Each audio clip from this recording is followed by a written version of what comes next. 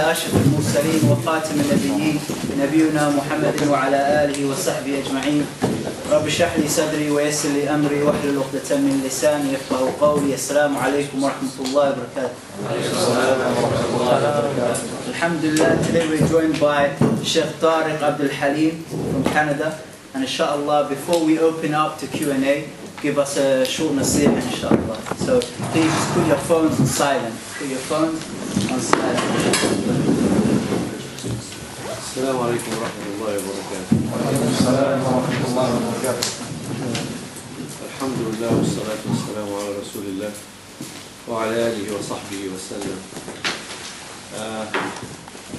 Like I said to the brothers I talked to a couple of hours ago, I'm very pleased, alhamdulillah, with the opportunity I have here to talk to young people again in England. I have been here more than about 25 years ago. I used to live here in England, and I'm back now to talk to you guys. And I know how the life in the West look like, not only in England and in North America. It's tough. Especially for us Muslims. But I would like to just say a word for all of us here.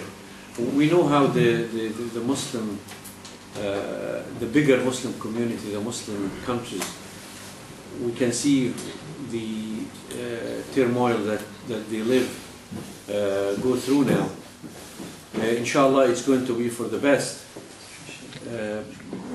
But we also know that within these communities, not only tyranny and dictatorship and this kind of rulers we have, that we inshallah will get rid of them all. But also within our smaller community, the Muslim community, we have a lot of differences. Let's put it this way. And we are kind of also divided amongst each other, and we are all belong to Islam. We belong to and the smaller community within the bigger Muslim community. We are trying to learn and to give knowledge to others, which is the da'wah, part of our obligation to Allah subhanahu wa ta'ala. We are as well divided in this little environment, in this little community. And the reason of that, there are some reasons. I've actually written a book about that. Was published 1982 back in Kuwait, and it's in Arabic, but it's about why Muslims are divided and in conflict with each other. First, I would like to distinguish between two types of divisions, or two types of conflict between Muslims within the community. One is very serious and very important, and we have to be watching for it very carefully, and the other is normal within the Islamic thought, and the other. So these the first of them is the difference between Muslims in the Aqidah level, and the second one, which is the major one, which comes under it the sects. You know, the sects of Islam, the major 5 sects, which are the Murji'ah, Sufism, and Khawarij, and Mu'tazila, and Rafidah. the other type of difference, which is the difference in fiqh, which comes under it the madhahib, which is madhab Abu Hanifa, madhab Shafi'i, madhab Malik, madhab Ibn Hanbal, the four big madhab, and other madhabs as well, which madhabs of independent people like Ibn Taymiyyah and others, which are differences in fiqh. So when we talk, we have to distinguish between these two. Some people don't actually distinguish between the two. When we talk aqidah, when we talk sects, we talk aqidah. When we talk fiqh, we talk madhab. Madhab, Muslims are allowed to get differences in madhab, and allowed to get differences in fiqh problems. How to, whether you go like this, or you go up here, or you go down here, or you go directly like this, or you go like every time you go down. These are things that are differences in madhab. Differences in looking at fiqh. Fiqh is withdrawn from the understanding of Quran and the explanation of Sunnah with reference to Seerah. These are the three components of fiqh. Quran, and then explanation of Quran through Sahih Sunnah, and then the third is reference to Seerah Rasulullah, where it explain hadith further. So this we are allowed to have differences. It's good to have one thing, but people understand things in different ways. Some imams had access to hadith, others didn't have access to it, so they come up with different things. Some have different principle of jurisprudence, usul fiqh, where they use, some people say, well, hadith da'if is better to follow than qiyas. Some people know qiyas is stronger than hadith da'if. So there are many reasons why imams got different opinions in fiqh and came up with different madhabs. But when we talk aqidah, this shouldn't happen. This is not allowed, this is not acceptable. There is only one way to understand. وَأَنَّ هَذَا صِرَاطِي مُسْتَقِيمًا فَاتَّبِعُوهُ وَلَا تَتَّبِعُوا السُّبُلَ فَتَفَرَّقَ بِكُمْ عَنْ سَبِيلِهِ. Allah subhanahu wa ta'ala said, and this is my straight path. Rasulullah sat one day with a stick in his hand and read the ayah saying that, and this is my straight path. He put like a line like this on the sand. فَاتَّبِعُوهُ, so follow it. And don't follow the passes, the other path, subul, the other ways coming out of it. فَتَفَرَّقَ بِكُمْ عَنْ سَبِيلِهِ, so it take you astray from this main path. So when we talk aqidah, when we talk about this sirat mustaqim, we talk about aqidah.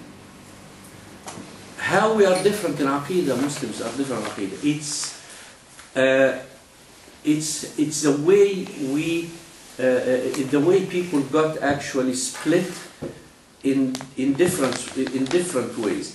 When we talk about the split between Ahl Sunnah are the main core, are the main Muslim body that actually you can see them flowing through history, starting from Tabi'in, then followers, and the followers of the followers, down to the four Imams, and then through the centuries, Al-Izz ibn Abdul Salam, and then down to Ibn Taymiyyah and Ibn al-Qayyim and Ibn Rajab and Ibn Abdul Hadi and Shawkani, and then come to the recent time Muhammad ibn Abdul Wahhab and Abu al-A'la al-Mawdudi.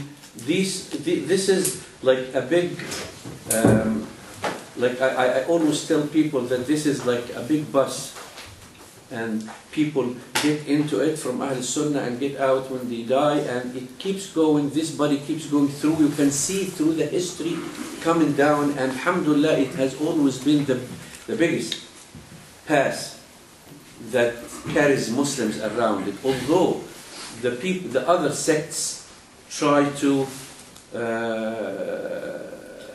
describe themselves as such. You go to now, like you go to Sufi sites and they say this site of Ahl Sunnah wal Jama'ah. Well, of course, everybody wants to be Ahl Sunnah wal Jama'ah. Everybody wants to be the right path.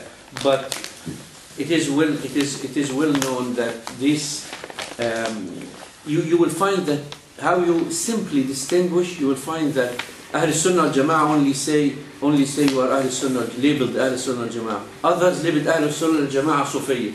Other Ahl Sunnah wal Jama'ah Murji'ah. So you know them. You are not going to be fooled by the stealing from Ahl Sunnah their label actually, which is Ahl Sunnah wal Jama'ah. You know. So Rasulullah sallallahu alaihi wasallam said, "لا تزال طائفة من أمتي ظاهرين على الحق." There will always be a group of my ummah. This hadith Rasulullah Sahih, the correct hadith. There will always be a group in my ummah ظاهرين على الحق that knows the right from the wrong.